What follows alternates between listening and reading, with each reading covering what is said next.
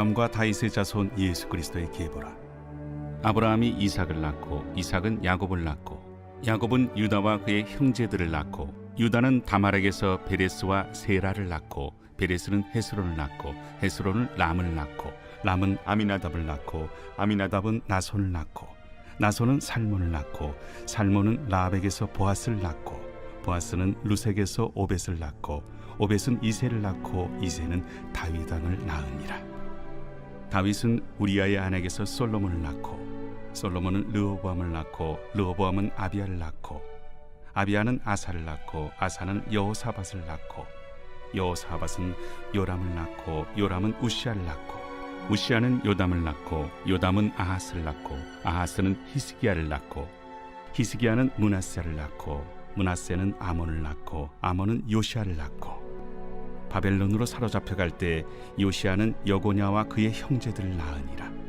바벨론으로 사로잡혀간 후에 여고냐는 스알드엘을 낳고 스알드엘은 스룹바벨을 낳고 스룹바벨은 아비웃을 낳고 아비웃은 엘리야김을 낳고 엘리야김은 아소를 낳고 아소르는 사독을 낳고 사독은 아킴을 낳고 아킴은 엘리웃을 낳고 엘리웃은 엘르아사를 낳고 엘르아살은 맏단을 낳고 맏단은 야곱을 낳고 야곱은 마리아의 남편 요셉을 낳았으니 마리아에게서 그리스도라 칭하는 예수가 나시니라.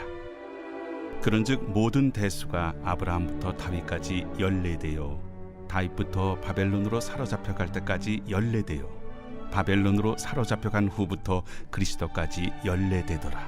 이번 주 D6 주제는 하나님이 한 나라를 세우셨다입니다. 오늘은 마태복음 1장 1절에서 17절까지의 말씀을 통해서 약속의 성취라는 제목으로 말씀을 함께 나눠보기를 원합니다. 오늘의 본문은 신약 맨 처음에 등장하는 예수님의 족보에 관한 이야기입니다. 저는 성경 통독을 몇 번을 하면서도 항상 족보가 나왔을 때 빨리 지나가거나 아니면 왜 이렇게 어려운 이름들을 많이 써놨을까 하는 생각들을 해본 적이 있습니다. 하지만 성경에 기록된 족보들은 굉장히 중요한 역할들을 하고 있습니다. 특히 마태복음은 유대인들을 대상으로 쓰여진 책인데 유대인들에게 있어서 이 혈통과 족보는 굉장히 중요한 역할을 했기 때문입니다. 그래서 마태복음을 시작하면서 족보를 먼저 사용했다는 것은 마태가 예수 그리스도가 다윗 가문에서 언약의 후손으로 오셨다는 그런 메시아이심을 확신시키는 의도가 담겨 있었다고 볼 수 있습니다. 이 언약은 아브라함으로부터 시작된 언약입니다. 아브라함을 통해서 열국의 아비가 될 것이라고 언약하셨고 또 다윗을 통해서 역사상 가장 위대한 왕임을 나타내셨고 또 그런 언약에 이어서 그 혈통에서 오신 예수 그리스도야말로 그렇게 기다리고 기다리던 진정한 왕, 곧 메시아라는 것을 알 수 있습니다. 예수 그리스도는 영적인 이스라엘인 우리까지도 인도하셔서 최후의 하나님의 나라를 이루실 분으로 나타내고자 했던 것입니다. 이렇듯 우리 입장에서 보면 굉장히 긴 시간이 걸렸지만 하나님께서 하신 그 약속이 성취되었다는 것을 볼 수 있습니다. 이렇게 하나님께서 구약에서부터 약속을 하셔서 예수 그리스도께서 오셨고 또 구속사역을 이루셨습니다. 그리고 그 구속사역의 완성은 예수님께서 다시 오셔서 완성되는 것으로 말씀하셨고 이 약속 또한 이루어지게 될 줄 믿습니다.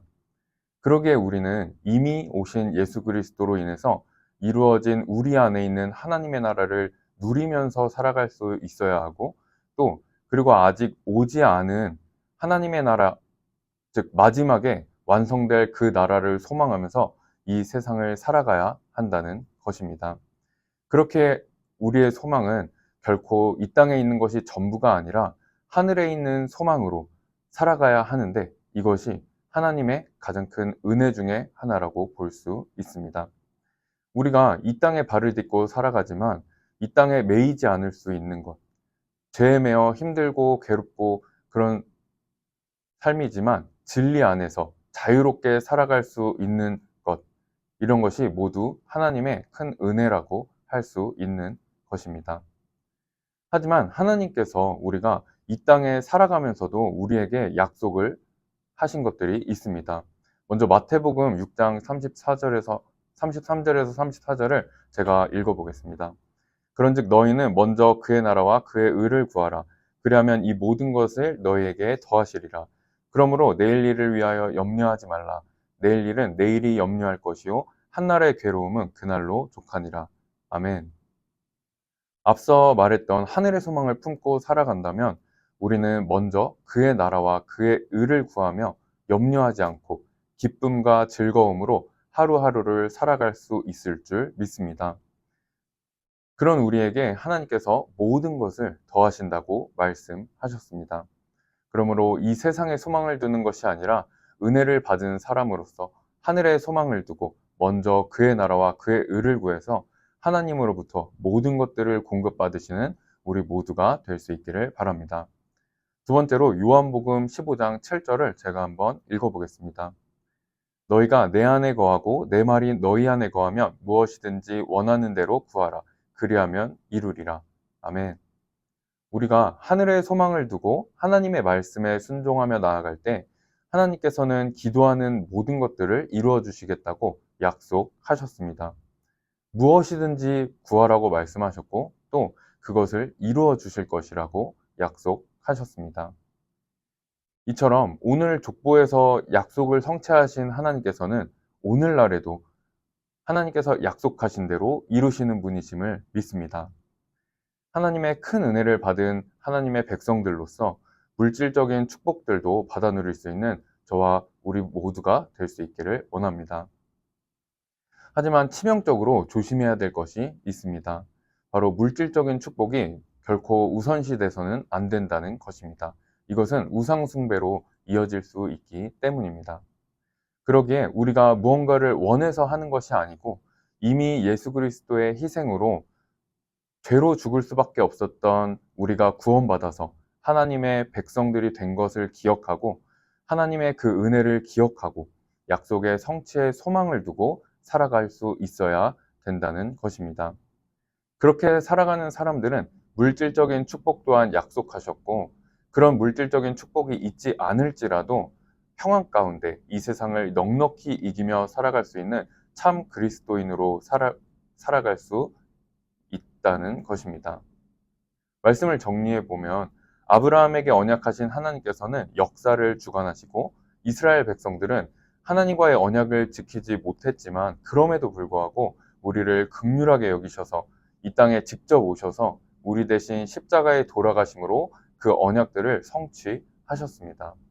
그리고 죽음을 이기시고 하늘로 올라가신 예수님께서는 이제 최후에 다시 오셔서 우리를 위해 예비하신 천국으로 하나님의 백성들을 인도하심으로 완전한 하나님의 나라가 완성되는 것입니다. 이 약속 또한 성취될 것을 우리는 알기에 이 세상에 살아가면서 이미 오신 예수 그리스도로 인하여 우리 안에 하나님의 나라가 이루어져서 이 세상의 것보다 하늘의 소망을 두고 살아갈 수 있게 된 줄 믿습니다. 그렇게 살아가는 우리들에게 물질적인 축복도 허락하실 줄 믿습니다. 각 사람마다 분량대로 주시되 차고 넘치는 물질적인 축복이 아닐지라도 주 안에서 평안하고 풍족한 생활로 인도해 주실 줄 믿습니다. 약속을 이루시기 위해서 독생자 아들을 보내주셔서 약속을 성취하신 하나님의 은혜를 기억하면서 내가 지금 잃어버린 부분이 있다면 하나님의 약속을 붙들고 회복될 수 있는 우리 모두가 될 수 있기를 바랍니다. 기도하겠습니다. 하나님 아버지 감사합니다. 오늘 말씀을 통해서 약속을 성취하신 하나님을 다시 한번 기억해 봅니다. 우리가 그 은혜를 잊지 않고 다시 오신다는 그 약속도 이루실 줄 믿고 이 세상의 것들이 아닌 하늘의 소망을 두고 이 세상을 넉넉히 이길 수 있는 우리 모두가 되게 하여 주시옵소서. 그런 우리들의 삶에 물질적인 축복들도 허락해 주시고 그렇지 않더라도 주 안에서 평안한 삶과 체험들을 통해서 하나님이 하셨노라 간증할 수 있는 영락교회 모든 분들이 되게 하여 주시옵소서. 오늘 하루도 허락하심에 감사드리며 예수 그리스도의 이름으로 기도드립니다. 아멘.